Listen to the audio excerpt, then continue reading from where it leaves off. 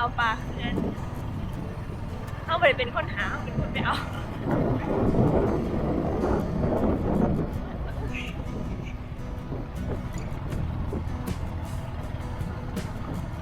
ซองนี้ก็เป็นซองบ้านเขา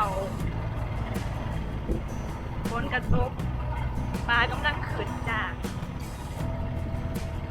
บ้านอยู่ไกลเพื่อนกันดีแน่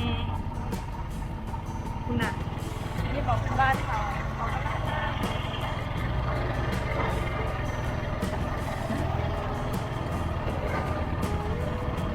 ถนนหนทางกันลักเล่ในจังหน่อย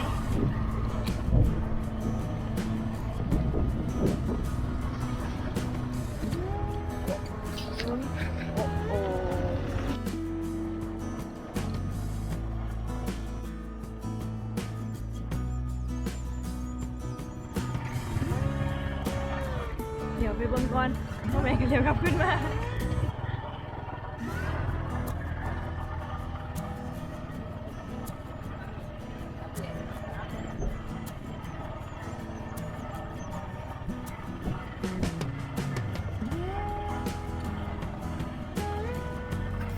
ครับจ้าเดี๋ยวพิดซอยน้องซอยเอาไว้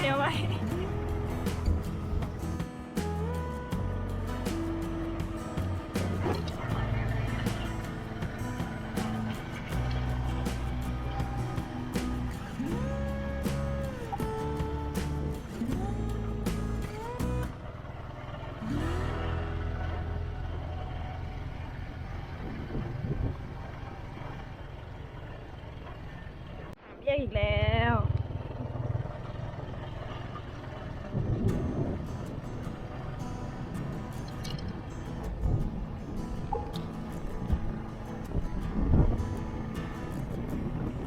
คนกระตั้งเข่ามาก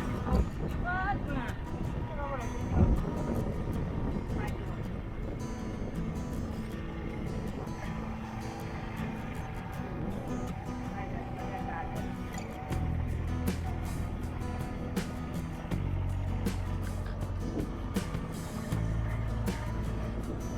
เอ้า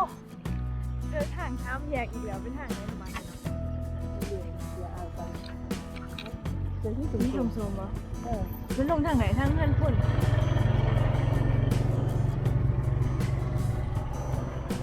นะเราเลือกมาทางนี้ไม่รู้จะถูกไหมลง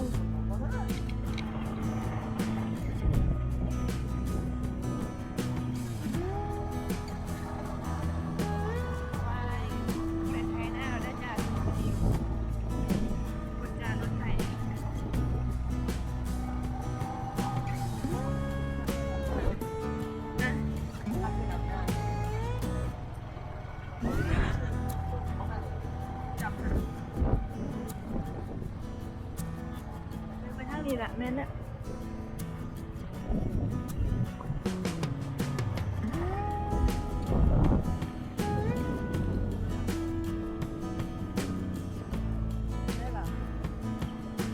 นั่นน่าจะมีทางลง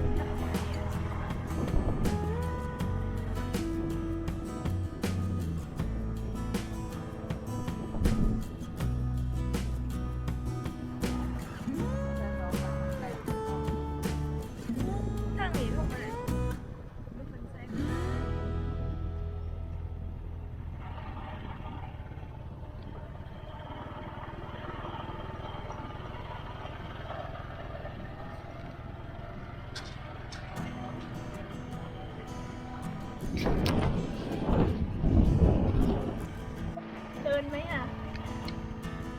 ยังดีกว่าเธอทุกอย่าง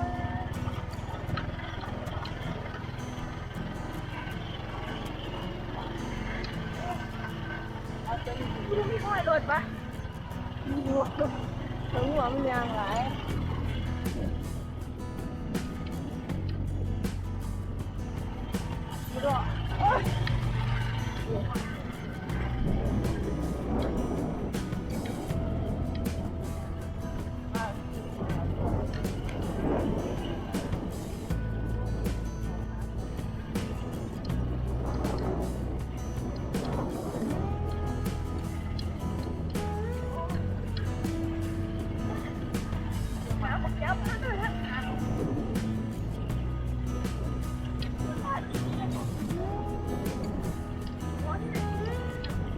มัดความหนีตอนแล้วนั่นแหละเพราะว่าเป็นดินแบบดินโคลนอ่ะวันนี้เด้อประมาณเด้อเฮ้ย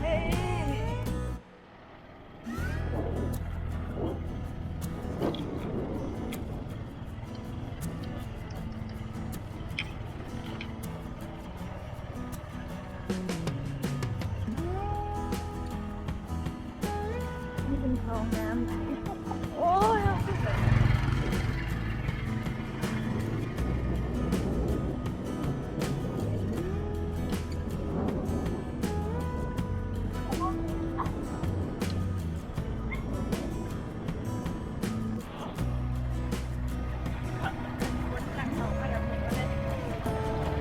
นี่เขาอยู่ใน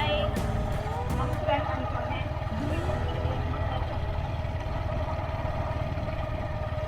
มาเลยจ้ะ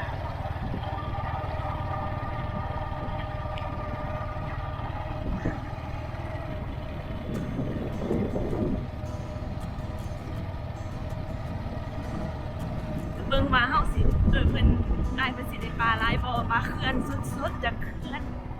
ปลามอง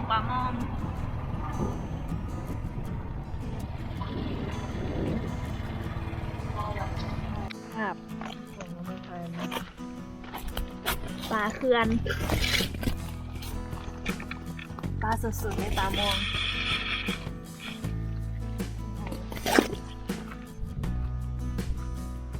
ฝนตกว่าไงนี่เปียกเว้ยเลย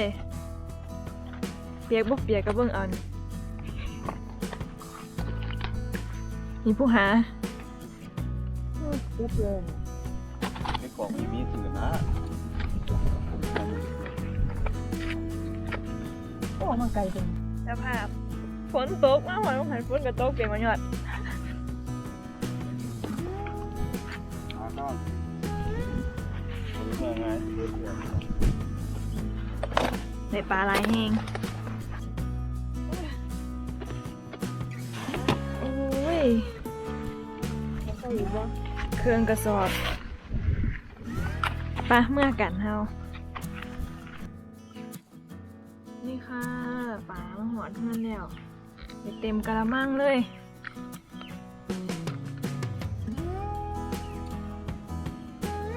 แบบใหญ่ไข่ปลาได้เต็มท้อง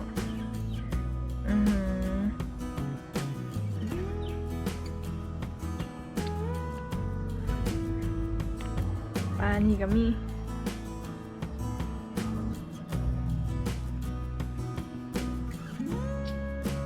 ปลานิลปลาขาวโหตัวใหญ่แฮง